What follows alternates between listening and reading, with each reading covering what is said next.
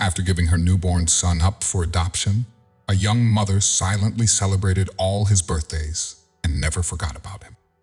Then, one day, she stumbled upon something that completely altered her life. Some of our life's most complex decisions haunt us long after we've made them. They might take an emotional toll on us, holding us back from living life to the fullest. Something similar happened to Shelly Pitts of Texas when she became pregnant at 14.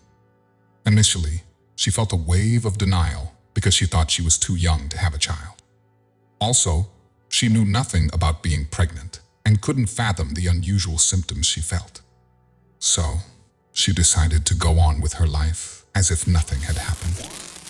Before we continue, make sure to subscribe, hit the like button, and click the notification bell for more amazing stories. 3 months into her pregnancy, Pitts told everything to her boyfriend, Sydney, who tried to comfort her. They began discussing whether the baby would be a boy or a girl, who the baby would resemble, and what they would name the baby. Sydney shared he wished to call the babies Jamal or Jamal Donald if he was a boy. Pitts expressed she would like to call her son Elijah. Even while behaving as immature teen future parents, Sydney and Pitts were scared about their parents' reactions. They decided not to say anything to their families. Over time, her baby bumps started showing, even though she wore bagging clothing to conceal her body. The kids at school became suspicious, partly because Sydney and Pitts had shared the news with their close friends. Soon afterward, everyone at school learned Pitts and Sydney's story, including the teachers. The couple became a subject of gossip and judgment. It was the late 80s, and they were the only interracial couple in Texas to publicly declare their relationship. When Pitts told her daughters they had an older brother, they were thrilled and expressed their desire to meet him. Pitts and Sydney didn't mind the stares because they were in love and ready to overcome the obstacles. Sydney was a star player and a handsome man with a charismatic personality. His friends and teachers admired the confidence he exuberated. Pregnant with a boy. He was also eyed by girls at school who labeled him the black football player with a white girlfriend. Pitts was an introverted, chubby girl and preferred staying quiet. Fortunately, the teen couple got along well, and Sydney valued Pitts as his girlfriend and best friend. Eventually, Pitts and Sydney plucked the courage to tell their parents about the pregnancy. Their families were deeply hurt, but insisted the couple put their baby up for adoption. They found an adoption agency that agreed to take their case as a biracial couple. Pitts was given a place to stay during her pregnancy, where she received the necessary medical care.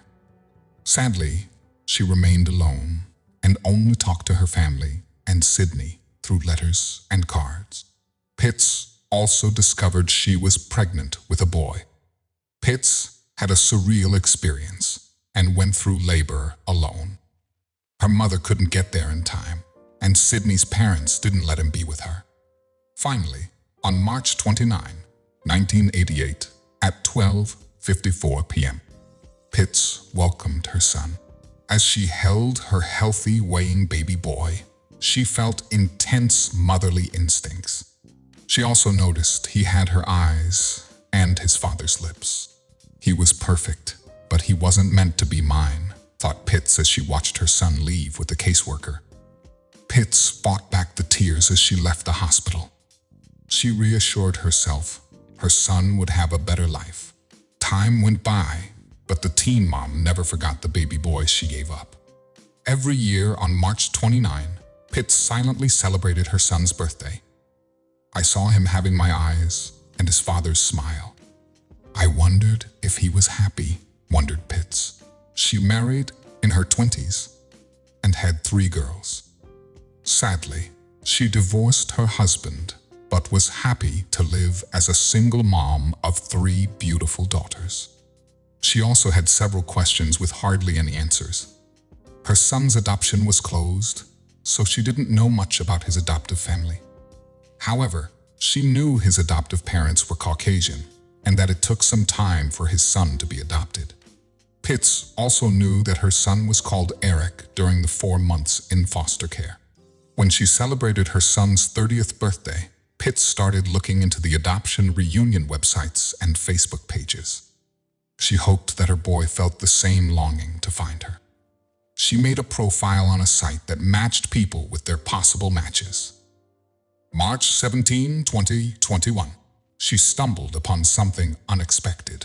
She had an 81% match with a man born on March 29, March 17, 2021. He was adopted at 4 months old, had brown eyes, brown hair, and unknown ethnicity. To confirm her doubts, she sent a message to the man. After some more searching, Pitts came across an address in Virginia and decided to dig further. Then, at 11 p.m., on her son's 33-year birthday, she looked up the profile's name, Daniel Smith, on Facebook. The profile picture showed a tall, slender, light-complexioned young black man with 3 children. Pitts scrolled down the profile and saw another photo of the same guy in a coat standing in the snow. After noticing how much Smith resembled her in Sydney, she immediately made the connection. Then, she sent him a message that read, "Happy birthday. I'm your birth, Mom." I don't know how else to say that without just blurting it out. I pray you respond. I can't believe I actually found you. Sick. When Pitts didn't hear from Smith, she sent a message and friend request to his girlfriend on Facebook. Finally, on March 31, 2021, Smith responded and said he would love to talk to her. Pitts had an emotional meltdown as she connected with her long-lost son. She told him about his father, Sidney, who was killed in 1992. The mother and son duo continued to talk over the phone and exchange messages. Pitts was overwhelmed but scared that Smith might hate her for abandoning him. "This is like a dream almost. Just know I love you. I have never once been upset with you," responded Smith, comforting his birth mom. Pitts developed an instant connection with her son, and they discovered their shared love for the moon and trees. When Pitts told her daughters they had an older brother, they were thrilled and expressed their desire to meet him. On April 29, 2021, Smith came to Texas to meet his biological family. He shared a long, emotional hug with Pitts, and neither wanted to let go.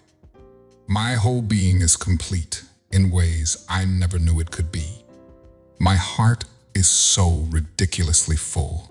My son is home," wrote Pitts in her Facebook post about the heartwarming reunion.